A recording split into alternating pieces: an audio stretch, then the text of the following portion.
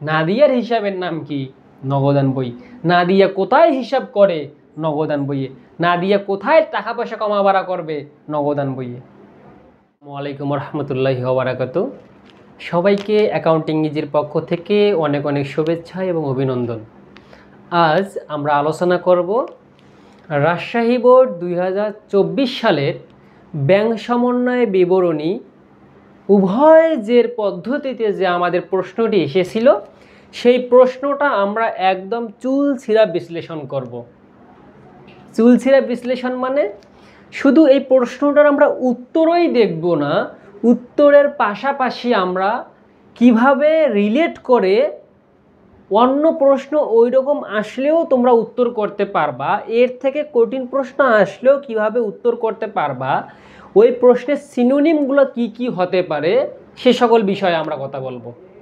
শুধু যে প্রশ্নটাই আলোচনা করবো বিষয়টা এমন না, আমরা ওভারঅল একটা আলোচনা করবো। প্রশ্নের বাহিরে গিয়েও আমাদের যে ওগুলো নাম থাকে, একটা জিনিসেরই 2-3টে করে নাম থাকে, সেই নামগুলো আমরা জানার চেষ্টা করবো ইনশাল্লাহ।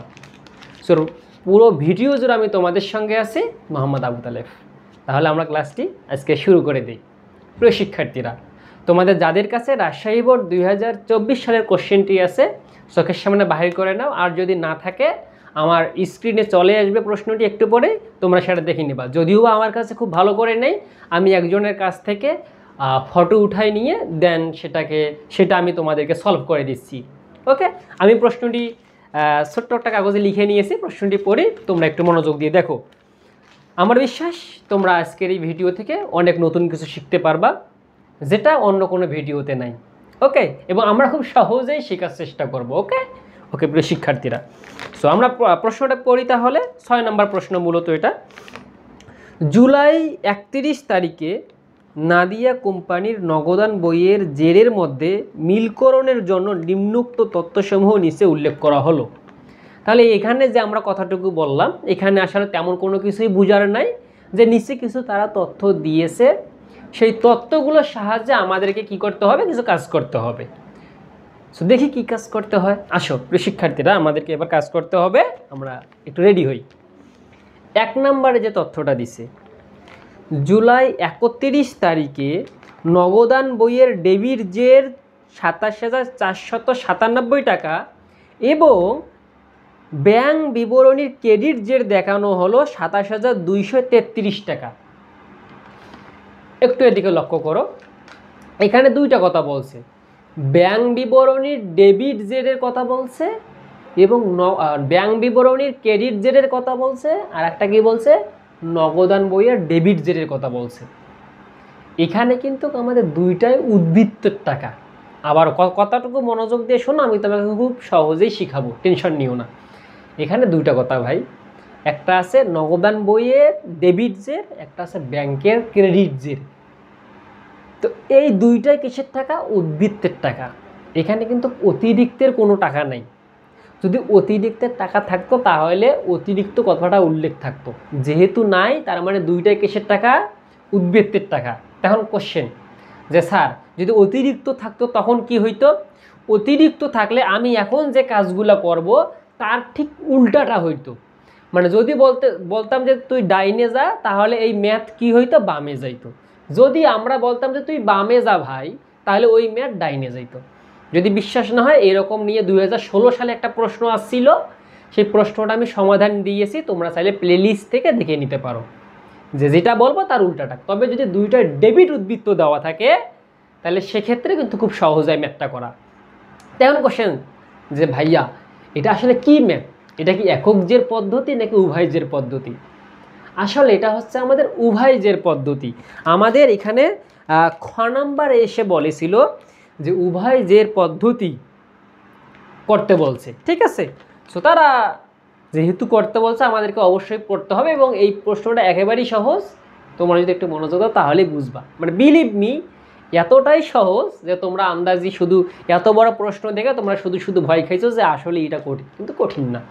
ওকে আসো তাহলে, আমাদের এখানে দুইটা অ্যামাউন্ট দেওয়া আছে। প্রথমে একটা অ্যামাউন্টের নাম হচ্ছে নগদান বই অনুযায়ী নগদান বইয়ের ডেবিট জের, আর একটা আছে ব্যাংকের ক্রেডিট জের।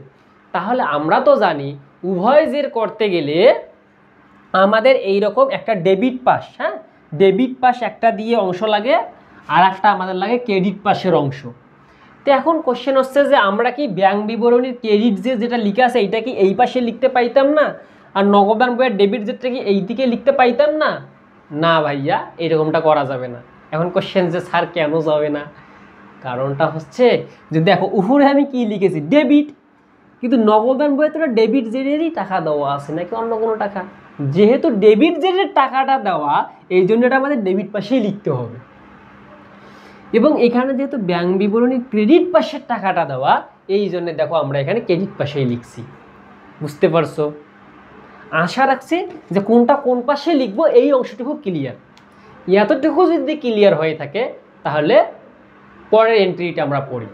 ওকে, পরের এন্ট্রিটাতে আসো। এখানে বলা হয়েছে 2 নম্বর এন্ট্রিতে, তোমরা একটু লক্ষ্য করো, যদিও বা স্ক্রিনে খুব ভালো মতো দেখতে পারবা না, তোমাদের চোখের সামনে থাকলে ভালো হইতো, অথবা তোমরা আমার কথাগুলো মনোযোগ দিয়ে শুনো, তাহলেই হবে। ঠিক আছে, 2 নম্বর এন্ট্রিটা হলো যে 3031 নং চেক 1482 টাকা। চেক নাম্বার কত? 3031 নং চেক 1482 টাকা। 3065 নং চেক 382 টাকা এবং 3069 নাম্বার চেক 2281 টাকা অপরিশোধিত রয়েছে। মানে কিছুই তো বুঝো নাই, তাই না? এখানে আমি 3টা চেকের নাম বলে 3বার টাকা বলেছি। 3টা চেকের নাম বলে 3বার কি বলেছি? টাকা বলেছি। এই টাকাগুলো কি অবস্থায় আছে? টাকাগুলো আমাদের অপরিশোধিত অবস্থায় আছে। টাকাগুলো কি অবস্থায় আছে? অপরিশোধিত অবস্থায় আছে। এই যে এখানে যে আমাদের টাকাটা অপরিশোধিত অবস্থায় আছে, এটা কি আমাদের ডেবিট পাশে যাবে নাকি ক্রেডিট পাশে যাবে? এটা কি আমাদের যোগের পাশে যাবে নাকি বিয়োগের পাশে যাবে? তোমরা যারা এগুলো নিয়ে কনফিউশনে আছো তারা একটু ধৈর্য ধরো, আমি তোমাদের বুঝাই দিচ্ছি। বোঝানোর আগে একটা বিষয় মাথায় রাখতে হবে, জাস্ট একটা বিষয় মাথায় রাখবা, তাহলে তোমরা উভয়ের পদ্ধতিটা পাবা। জাস্ট একটা টেকনিকে আমরা উভয়ের পদ্ধতিটা আমরা আজকে শিখব। সেই টেকনিকটা কি? সেই টেকনিকটা হচ্ছে যে পুরো এন্ট্রিটা পরে আমাদেরকে দেখতে হবে কে কাজটা আগে করেছে। যে কাজটা আগে করবে পরবর্তীতে ওই ব্যক্তিটি ওই আগে যে কাজটা করছে তার কাজটা ফলো করবে। আবারও বলি, ধরে নাও দুজন এখানে ব্যক্তি আছে, একজন ক ব্যক্তি, একজন খ ব্যক্তি। ক ধরে না 50 টাকা লিখেছে, তাহলে এখন খ কি করবে বলো তো? ক যেহেতু 50 টাকা লিখেছে, খ এই কারণে 50 টাকা বাধ্যতামূলকভাবে লিখবে। আবার ধরে নাও কোনো কারণে খ যদি 20 টাকা লিখে ফেলে আগেই, তাহলে ক কি করবে বলো তো? 20 টাকা লিখে ফেলবে। ঠিক আছে, মানে যে কাজটা আগে করবে তার কাজটাই আমাদেরকে ফলো করতে হবে। তো এবার ধরে নাও যে খ বা ক কোনো কারণে 80 টাকা লিখছে এবং খ ভুল করে 30 টাকা লিখছে। আবারও শোনো, ক কোনো কারণে 80 টাকা লিখছে কিন্তু খ ভুল করে 80 টাকার জায়গায় 30 টাকা লিখছে। তো এখন বেশি কম কে লিখছে বলো তো? এই যে খ কিন্তু কম লিখছে, কারণ খ তো পরেই লিখছে। ক আগে 80 টাকা লিখে নিছে না, লিখে নেওয়ার পর খ লিখছে কত ভুলে? 80 টাকার জায়গায় 30 টাকা লিখছে। তার মানে খ কিন্তু আরো 50 টাকা কম লিখছে, এই জন্য খ আরো 50 টাকা লিখবে। তার মানে কি বুঝলেন? এতটুকু বোঝানোর চেষ্টা করলাম যে যে আগে লিখবে সে যদি টাকা বেশি লেখে তাহলে অপোজিট পাশের লোকটাও টাকা বেশি লিখবে। এ যদি যোগের পাশে টাকা লিখে, ক যদি যোগের পাশে টাকা লিখে, অপোজিট পাশে যে লোকটা থাকবে খ যে লোকটা, ও যোগের পাশে লিখবে। খ যদি কোনো টাকা বিয়োগের পাশে লিখে তাহলে ক যে লোকটা থাকবে এও বিয়োগের পাশে লিখবে। ক যদি কোনো কারণে বিয়োগের পাশে লিখে, খ যে লোকটা থাকবে এও কিন্তু বিয়োগের পাশে লিখবে।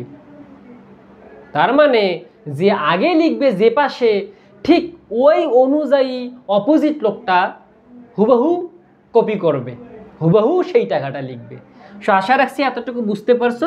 যদি এতটুকু না বুঝো আমরা ম্যাথ করার মাঝে মাঝে বিষয়টা আবার রিকল করব, কোনো সমস্যা নেই। সো তোমরা একটু মনোযোগ দাও, হ্যাঁ, তোমার মধ্যে মনোযোগ দিলেই হবে। তো এখন কথা হচ্ছে যে আমাদের 3টা চেক ছিল, 3031, 3065 এবং 3069 নাম্বার 3টা চেক ছিল। এই 3টা চেক অপরিশোধিত অবস্থায় ছিল। কি ছিল? অপরিশোধিত অবস্থায় ছিল। এই অপরিশোধিত চেকের আরেক নাম কি? অনাদায়ী চেক। এই অপরিশোধিত চেকের আরেক নাম কি? বকেয়া চেক। তাহলে যদি বলতো যে অমুক অমুক অমুক চেক বকেয়া রয়েছে, এটাও যেমন কথা, অমুক অমুক অমুক চেক অনাদায়ী রয়েছে, এটাও সেম কথা। অমুক অমুক অমুক চেক অপরিশোধিত রয়েছে, এই 3টা সেম কথা। প্রিয় শিক্ষার্থীরা লিখে নাও যে অপরিশোধিত চেক, বকেয়া চেক, অনাদায়ী চেক, এই 3টাই সেম কথা। পয়েন্ট টু বি নোটেড, এই 3টা যে জিনিস, এবার যেটা বলবো সেটাও সেম জিনিস। এই কথাটাই আমাদের মনে রাখতে হবে। কি মনে রাখবা? যে ইস্যুকৃত চেক যা ব্যাংক কর্তৃক পরিশোধিত হয়নি। তাহলে অপরিশোধিত চেক মানে কি?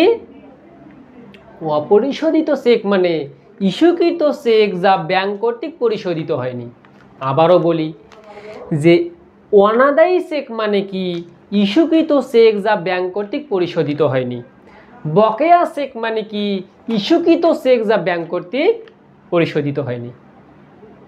প্রিয় শিক্ষার্থীরা এতটুকু বুঝতে হবে। এই এন্ট্রিটা শুধু একটু কঠিন, বাকি সবগুলোই সহজ। জাস্ট তোমরা এতটুকু মনে রাখো, অপরিশোধিত চেক, বকেয়া চেক, অনাদায়ী চেক, এই 3টা কথার মানে কি? ইস্যুকৃত চেক যা ব্যাংক কর্তৃক পরিশোধিত হয়নি। ইস্যুকৃত চেক যা ব্যাংক কর্তৃক পরিশোধিত হয়নি। তাহলে এবার বলেন তো ভাই, ইস্যু করে কে? একটা চেক ইস্যু করে কে? একটা চেক ইস্যু করে কে? বলো। আমি প্রত্যেকটা ভিডিওতে বলেছি, ইস্যু করার একমাত্র পাওয়ার হইল নগদান বইয়ের। ইস্যু করার একমাত্র পাওয়ার হইল আমানতকারীর। ইস্যু করার একমাত্র পাওয়ার কার? মালিকের। তাহলে একটা অ্যাকাউন্টের যে মালিক, সেই চেকটা ইস্যু করতে পারে, অন্য কেউ পারে না। আমি প্রত্যেকটা ভিডিওতে এই কথাটা বারবার বুঝাইছি।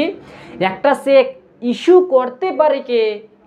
আমানতকারী, নগদান বই, যিনি ওই মানে ওই ব্যাংক অ্যাকাউন্টের মালিক। বুঝতে পারছো? এখন কথা, ইস্যু মানে কি?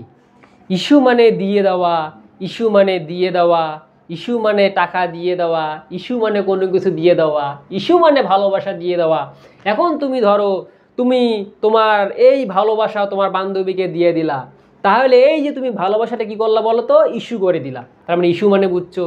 তাহলে আমি বললাম যে তুমি তোমার বান্ধবীকে 50,000 টাকার ভালোবাসা ইস্যু করলা, তার মানে কি? 50,000 টাকার ভালোবাসা দিয়ে দিলা। এই যে ইস্যু মানে কি? দিয়ে দেওয়া।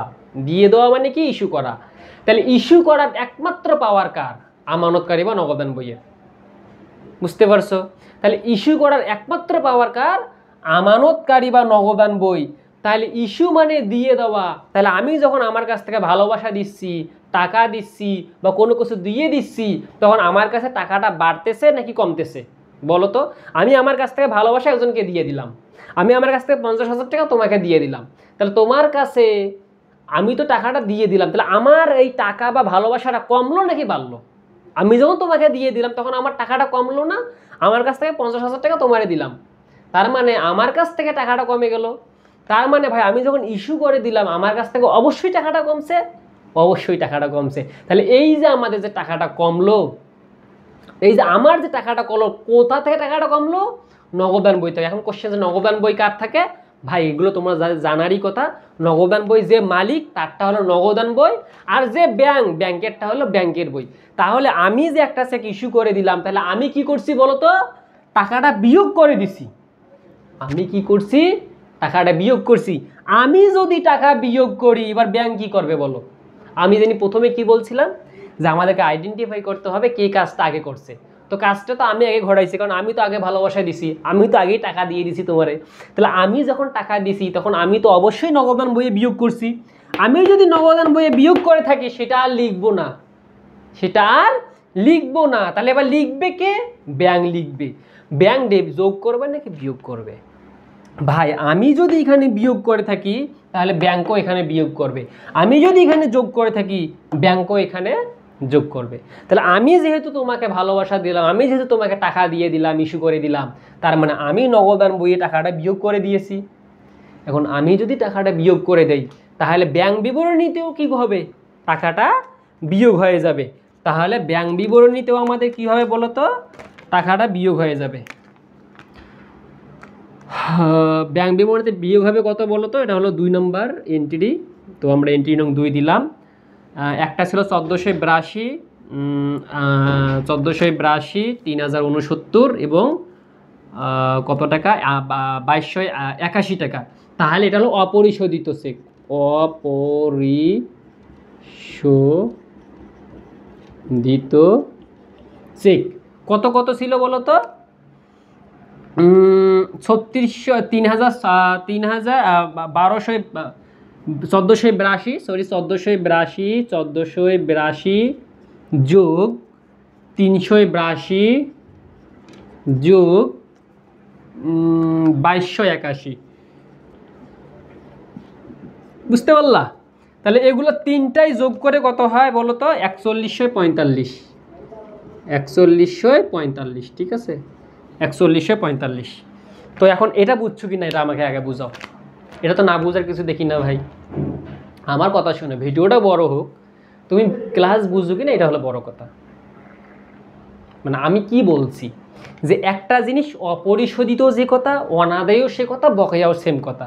তাহলে অপরিশোধিত বকেয়া মানে কি, অনাদায়ী মানে কি, একটা চেক, ইস্যুকৃত চেক যা ব্যাংক কর্তৃক আদায় হয়নি, এই লাইনটি লিখে নাও, ইস্যুকৃত চেক যা ব্যাংক কর্তৃক আদায় হয়নি। তার মানে আমি যখন একটা চেক ইস্যু করে দিলাম, এই 4145 টাকা চেক যখন আমি ইস্যু করে দিলাম, তাহলে আমার কাছে টাকা বাড়ছে না কমছে? আমার কাছে টাকা কমছে।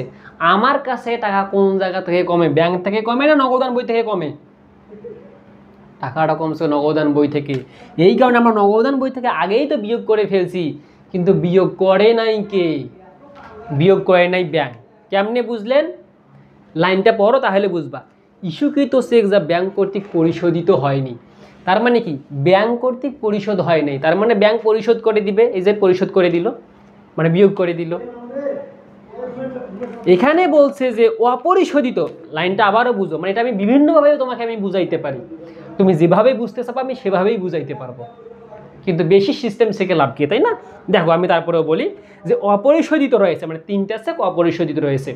তাহলে ভাই আমরা তো পরিশোধ করছি, তাহলে ব্যাংক এখনো পরিশোধ করে নাই, মানে অপরিশোধিত, তাহলে ব্যাংকও এখন পরিশোধ করে দিবে। সহজ কথা।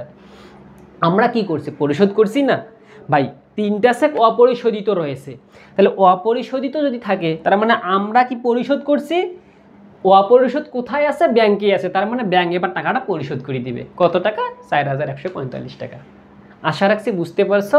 মানে এখানে মূল কথা হইল যে আগে কোনো একটা পার্টি সেই কাজটা করবে, পরবর্তীতে অপোজিট পার্টি সেম আগের কাজটা ফলো করবে। তাহলে এ যেহেতু আমাদের কি করছে, পরিশোধ করছে, তাহলে এ পরিশোধ করে নাই। এ যে পরিশোধ করছে এটা কিন্তু এখানে বলা নাই। এখানে বলা আছে কি, যে অপরিশোধ। কি অপরিশোধ করে? ব্যাংক অপরিশোধ করছে। বুঝতে পারছো? কিভাবে বুঝলাম? কারণ অপরিশোধিত চেক মানে ইস্যুকৃত চেক যা ব্যাংক কর্তৃক পরিশোধ হয়নি। তার মানে এই যে বলেই দিছে ব্যাংক পরিশোধ করে নাই, এই জন্য আমরা ধরে নিলাম তাহলে ব্যাংক এবার টাকাটা বিয়োগ করে দেবে। ইস্যুকৃত চেক মানে আমরা তো ইস্যু যখন করছি তখন তো লিখেই ফেলছি, বুঝতে পারো নাই? সো যে কাজটা করে নাই তার কথাটা এখানে বলে দেওয়া আছে। সো যেহেতু অপরিশোধিত চেক, তার মানে আমরা বিয়োগ করে দিলাম। আশা রাখছি এতক্ষণে বিষয়টা ক্লিয়ার হয়েছে। আমি আমার জায়গা থেকে সর্বোচ্চ ট্রাই করেছি বোঝানোর। আমি চাইলে আরও বুঝাইতে পারি, তবে দরকার নেই, আমার বিশ্বাস তোমরা বুঝে গেছো। এবার আসো পরেরটায়, একটু মনোযোগ দাও। একটু ভিডিওটা বড় হলে কিছু মনে করিও না, হ্যাঁ? আমি আর কি ভালো মতো না বুঝাইতে পারলে আমার আর কি ভালো লাগে না, তো আসলে ঝাপসা ঝাপসা বুঝাই বা লাভটাই কি।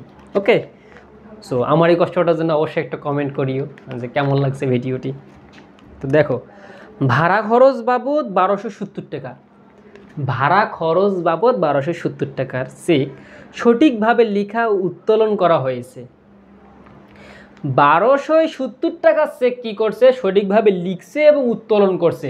কিসের জন্য? ভাড়ার জন্য। কিন্তু ভুলবশত হিসাবের বইতে 1250 টাকা লেখা হয়েছে। ভাই লিখা কথা ছিল 1270, লিখছে কত? 1250। আবারও শোনো, 1270 টাকা চেক ভাড়ার জন্য ব্যাংকে গিয়ে উঠাই নিয়ে আসছে। আসার পর এ যখন তার নগদান বইতে লিখতেছে তখন কি করছে জানো? তখন এ যে কাজটা করছে 20 টাকা সে নগদান বইতে কম লিখছে। আবারও শুনো, এখানে কিন্তু একটু মনোযোগ দিতে হবে। ভাড়া খরচ বাবদ 1270 টাকা চেক সঠিকভাবে লিখা ও উত্তোলন করা হয়েছে। উত্তোলন করা হয়েছে মানে কি?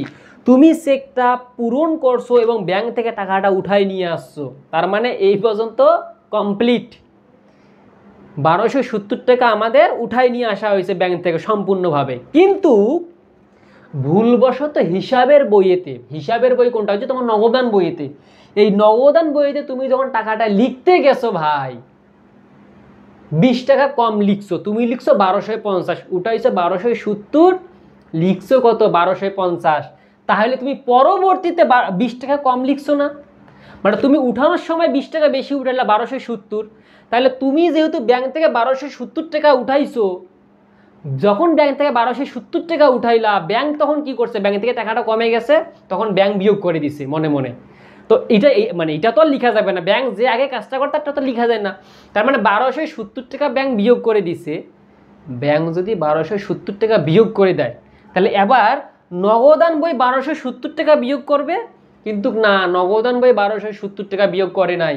কত টাকা বিয়োগ করছে? নগদান বই 1250 টাকা বিয়োগ করছে। 20 টাকা ভুলবশত করেই নেই, অজ্ঞতাবশত সেই 20 টাকা লিখেই নাই। তাহলে এবার আমাদের করণীয়টা কি? ব্যাংক যেহেতু 1270 টাকা লিখছে, 20 টাকা বেশি লিখছে, আমাদেরকেও এখানে নগদান বইয়ের পাশে ডেবিট পাশে বিয়োগ কলামে 20 টাকা বেশি করে বিয়োগ করে দিতে হবে। তাহলে এখানে আমাদেরকে কি করতে হবে? 20 টাকা বেশি করে বিয়োগ করে দিতে হবে।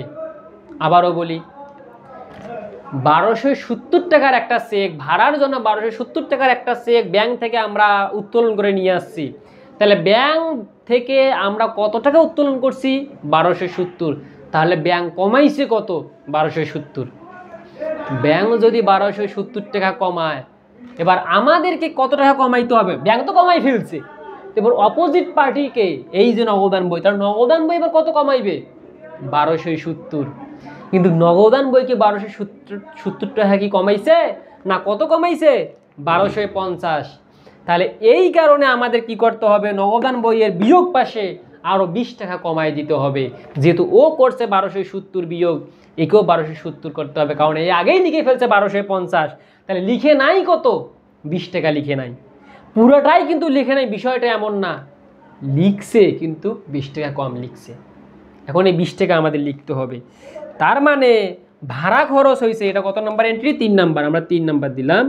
তাহলে ভাড়া খরচ, ভাড়া খরচ 20 টাকা। বুঝতে পারলা? ভাড়া খরচ কত? 20 টাকা। আই হোপ তোমরা এই বিষয়টা বুঝতে পারছো।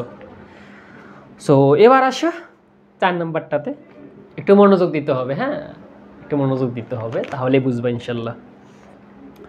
তো 4 নাম্বারটা একটু মনোযোগ দাও। তো জুলাইয়ের ব্যাংক বিবরণীতে 7,955 টাকা, জুলাইয়ের, খুব মনোযোগ দাও, জুলাইয়ের ব্যাংক বিবরণীতে 7,955 টাকা, প্রাপ্য নোট 7,800 টাকা, যোগ সুদ 170 টাকা।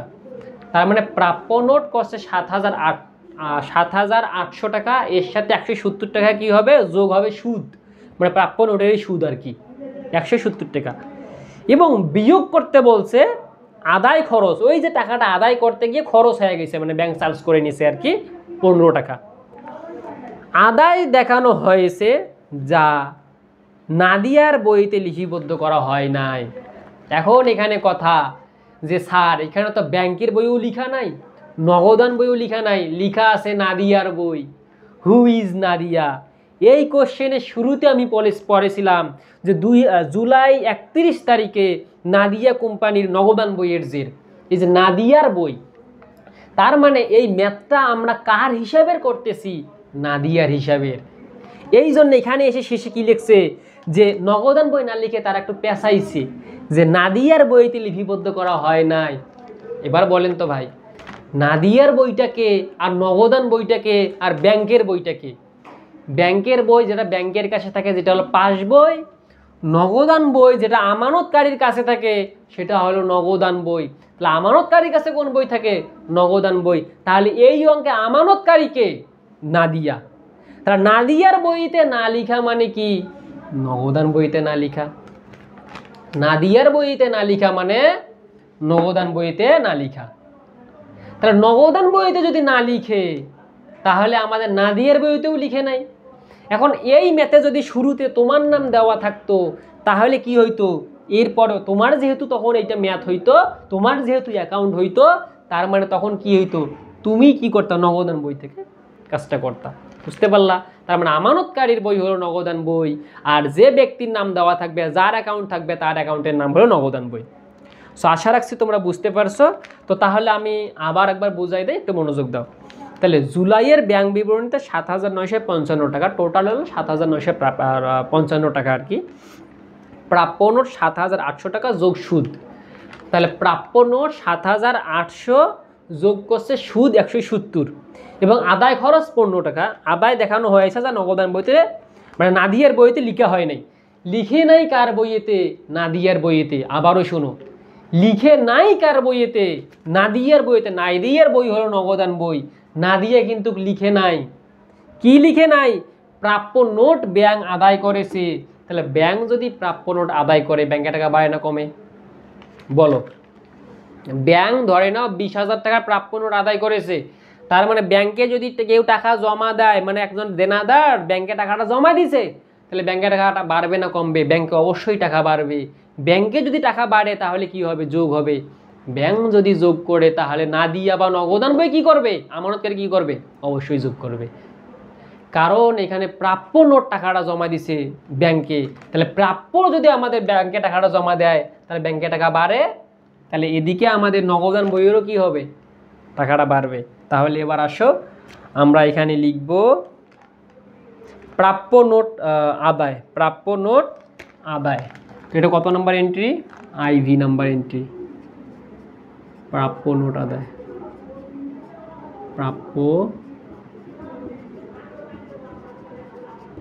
প্রাপ্য নোট আদায় কত? ৭,৮০০ যোগ ১৭০। তাহলে কত হয় বলো তো? ৭,৯৭০। বুঝতে পারলা? আবারও শুনো, যেহেতু একজন প্রাপ্য নোট ব্যাংকে টাকাটা জমা দিছে, ব্যাংক আদায় করছে টাকাটা, ব্যাংক আদায় করার কারণে ব্যাংকে টাকাটা বেড়ে গেছে। ব্যাংকে যদি টাকা বাড়ে তাহলে ব্যাংক তো যোগ করবে। ব্যাংক যদি যোগ করে, নগদান বই নাদিয়া তো লিখে নাই, নাদিয়ার বই না লিখা মানে কি? নগদান বই লিখে নাই। এই যে নগদান বই এই কারণেই যোগ করে দিয়েছে, কারণ ব্যাংক যে যোগ করছে এই জন্য নগদান বইটাও যোগ করছে। তো প্রাপ্য নোট আদায় এত টাকা। কিন্তু এখানে আবার বলা আছে যে আদায় খরচ ১৫ টাকা, যে বিয়োগ বলছে বিয়োগ আদায় খরচ ১৫ টাকা। তাহলে ভাই বিয়োগ আদায় খরচ ১৫ টাকা মানে কি? ব্যাংক ১৫ টাকা আদায় করতে গিয়ে, ব্যাংক এই টাকাটা আদায় করতে গিয়ে ১৫ টাকা খরচ করে ফেলছে, মানে ১৫ টাকা সে চার্জ নিছে। আবার শুনো, এই ৭,৯৫৫ টাকা আছে না প্রাপ্য নোট, জুলাই মাসে ব্যাংক বিবরণীতে ৭,৯৫৫ টাকা যে আছে, এই ৭,৯৫৫ টাকা আদায় করতে গিয়ে ব্যাংক কী করছে? প্রাপ্য নোট করছে কি ৭,৮০০ টাকা এবং এর সাথে যোগ সুদ যোগ করছে ১৭০ টাকা। তাহলে এগুলো আদায় করছে, তার মানে ব্যাংকও এখানে আদায় করলো, আমরা নগদান বই আদায় করলাম। তো এখন ১৫ টাকা আদায় খরচ হয়ে গেছে, মানে ব্যাংক যে টাকাটা আদায় করলো না, সেই আদায় খরচ হয়েছে কত? ১৫ টাকা। ভাই এই যে ব্যাংকে যদি খরচ করে ফেলে ১৫ টাকা, তাহলে ব্যাংকে টাকা বাড়ে না কমে? ব্যাংক থেকে অবশ্যই আমাদের টাকাটা কমে যায়। তাহলে ব্যাংক থেকে টাকাটা কমে যাওয়া মানে কি? খরচ হয়ে যাওয়া মানে কি? ব্যাংক বিবরণী থেকে বিয়োগ হয়ে যাওয়া। ব্যাংক থেকে টাকাটা কেন বিয়োগ হবে? কারণ ব্যাংকে টাকাটা খরচ হয়েছে। ব্যাংকে টাকাটা খরচ হয়েছে মানে কি? ব্যাংক থেকে টাকাটা কমে গিয়েছে, কারণ ব্যাংক আদায় খরচ নিছে, এই কারণে ব্যাংক থেকে টাকাটা কমে গেছে। তাহলে ব্যাংক থেকে যদি ১৫ টাকা কমে যায়, আদায় খরচ যদি এখানে ১৫ টাকা দেখানো হয়, তাহলে এবার নগদান বই কি বসে বসে আঙুল চুষবে? নগদান বইও এখানে কি করবে? IV নাম্বার দিয়ে আদায় খরচ দিবে ১৫ টাকা। আদায় খরচ ১৫ টাকা দিবে। বুঝতে পারলা? আদায় খরচ ১৫ টাকা দিবে। বুঝতে পারছো? কারণ এখানে বলছে যে বিয়োগ আদায় খরচ ১৫, তার মানে কি? এখানে তো লিখে নাই কার বইতে, বলছে যে দেখানো হয়েছে যে নগদান বইতে বা নাদিয়ার বইতে লিপিবদ্ধ হয়নি, মানে নাদিয়ার বইতে লিখে নাই। এবার তার মানে ব্যাংক লিখেছে, মানে একটা পক্ষ লিখে একটা পক্ষ লিখে না, এবং যে কোনো একটা পক্ষের কথা বলা থাকে, এখানে বলেই দিয়েছে নাদিয়ার বইতে লিখে নাই।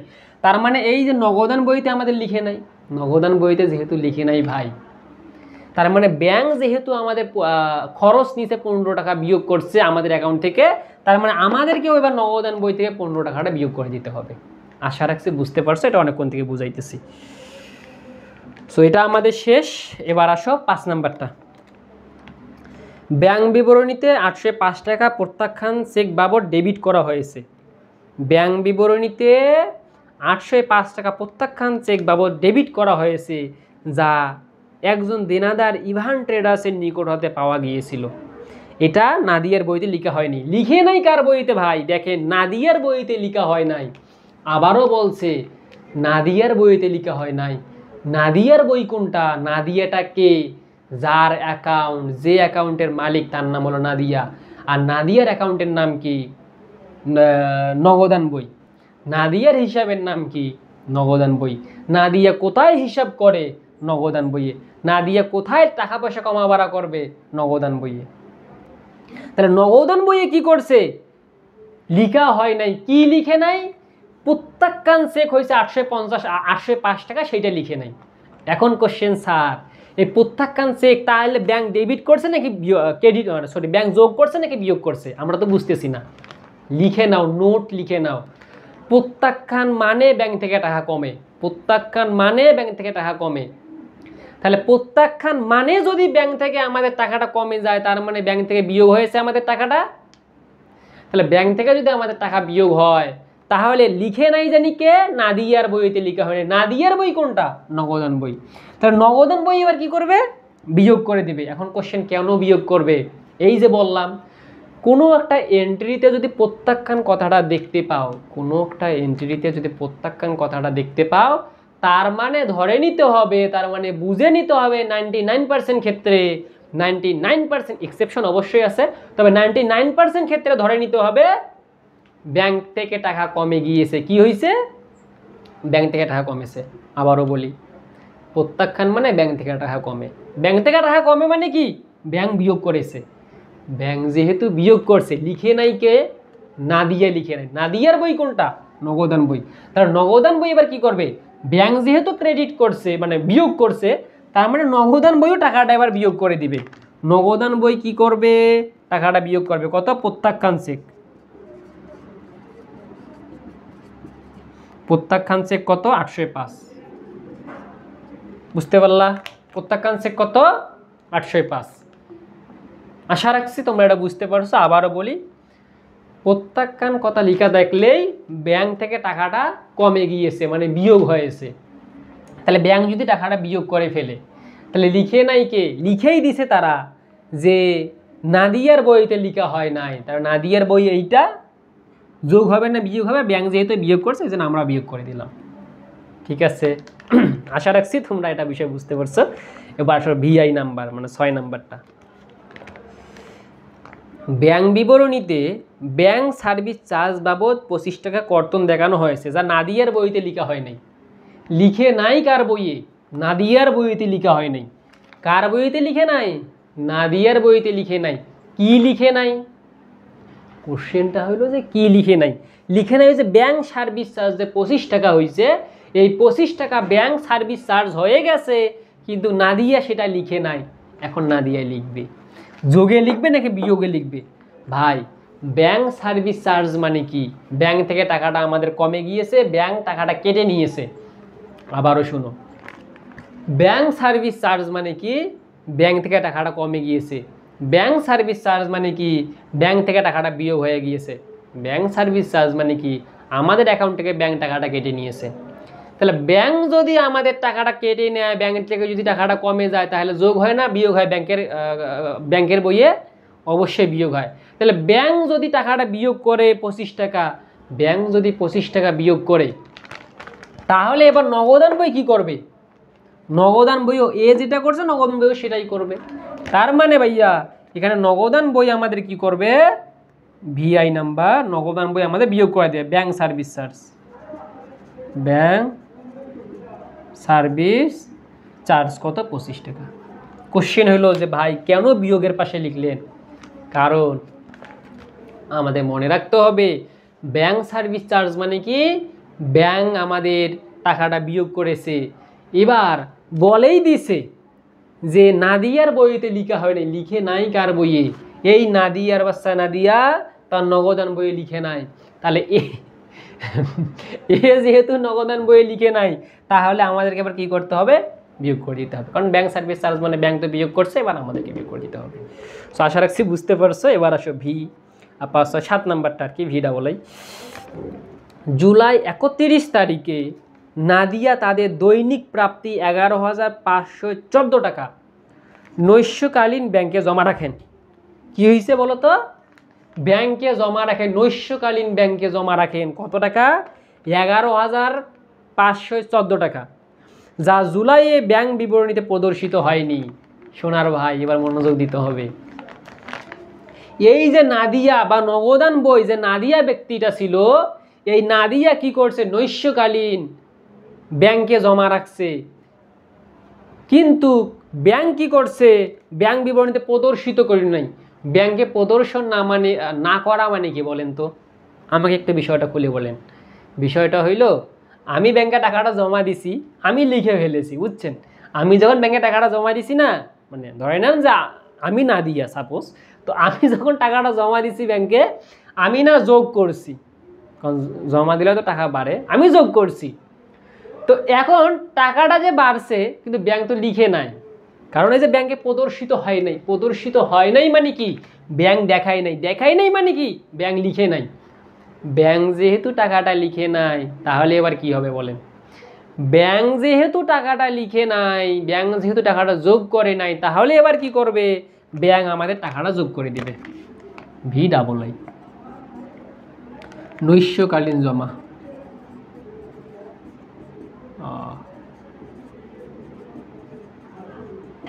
কত? 11,514, 11,514। সো তাহলে আমরা এখান থেকে কি দেখলাম? এইটা যোগ হইলো কিসের জন্য? কোশ্চেনটা তো এটা, তাই না? যেটা যোগ হইলো ক্যান্সারের, তো বিয়োগও হইতে পাইতো, বা এটা তো এই দিকেও আসতে পাইতো। আবারও শোনো, জুলাইয়ের 31 তারিখে নাদিয়া তাদের দৈনিক প্রাপ্তি 11,514 টাকা নৈশকালীন ব্যাংকে জমা করে। তাহলে 11,514 টাকা ব্যাংকে জমা দেয়, কিন্তু ব্যাংকে কি করে? ব্যাংক বিবরণীতে প্রদর্শিত হয়নি। তার মানে ব্যাংকে প্রদর্শিত হয় নাই মানে কি? নগদান বই অবশ্যই লিখছে, মানে যে কোনো এক পাশ কিন্তু লিখে না। তাহলে আমি যখন ব্যাংকে টাকাটা জমা দিলাম, ব্যাংকে লিখে নাই মানে কি? আমি অবশ্যই লিখছি, মানে দুইজন ব্যক্তি লিখে নাই, এমনটা কোনোদিনও হবে না। একটা ম্যাথে দুইজন ব্যক্তি না লিখলে এটা একটা কোনো কথা হইলো? অবশ্যই কেউ না কেউ লিখবে। সো যে লিখছে সে তো লিখছেই, ব্যাংক যেহেতু বলেই দিছে, এখানে তো বলেই দেয় প্রত্যেকটা ম্যাথে যে অমুক করে নাই। শুধু 2 নম্বর এন্ট্রিটাতে লেখা ছিল না অপরিশোধিত লেখা ছিল। অপরিশোধিত চেক মানে কি বলছি? আদায়ের জন্য জমাকৃত চেক ব্যাংক কর্তৃক আদায় হয়নি। তার মানে কি? ওখানে তো বলে দিল কি আদায় করছে কি আদায় করে নাই, এগুলো মনে রাখতে হবে। সো তাহলে এই যে নৈশকালীন ব্যাংকে জমা কত? 11,514 টাকা।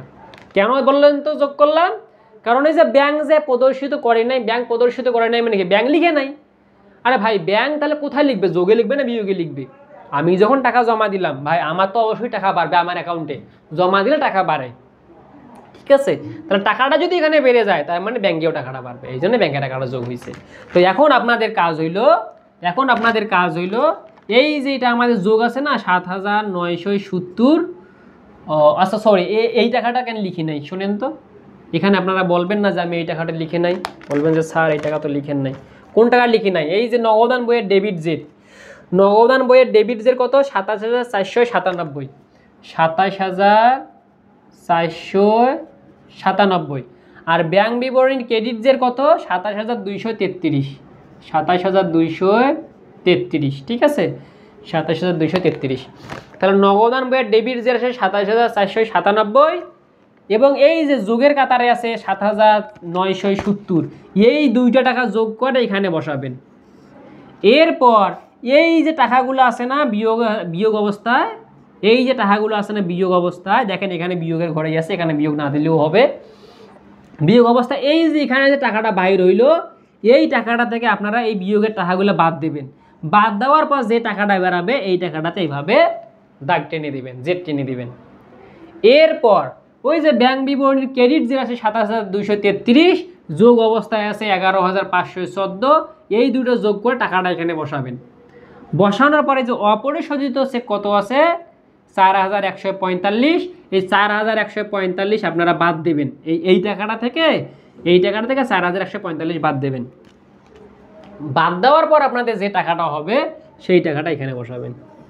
এরপর ক্লোজ করে দিবেন, দেখবেন যে এই টাকাটা আর এই টাকাটা সমান হয়ে গেছে। এই দুইটা টাকাই কিন্তু সমান হইতে হবে, যদি সমান না হয় তার মানে ভুল হয়েছে। সো আশা রাখছি অবশ্যই আমাদের সমান হবে, সমান না হওয়ার এখানে কোনো কিছুই নাই। সো তাহলে আজকের ভিডিওটি এই পর্যন্তই। আপনারা আমার বিশ্বাস বুঝতে পারছেন যে আসলে ম্যাথটা কীভাবে করতে হবে, এবং অনেকক্ষণ থেকে সিলাই ক্লাসটা নিলাম। ক্লাসটা কেমন লাগছে অবশ্যই জানাবেন, কারণ একটা ক্লাস নিতে অনেক কষ্ট করতে হয়। আপনারা দেখতেই পাচ্ছেন যে আমি কতক্ষণ থেকে চিল্লাচ্ছি এবং বারবার বোঝানোর চেষ্টা করতেছি। সো এইভাবে কোন কোন বোর্ড কোশ্চেন আপনারা সলভ চান, সো সেই বোর্ড কোশ্চেন আমরা সলভ দেবো, অবশ্যই কমেন্টে জানাবেন। সো আজকের ক্লাসটি এই পর্যন্তই। ভালো থাকেন, সুস্থ থাকেন, আল্লাহ হাফেজ।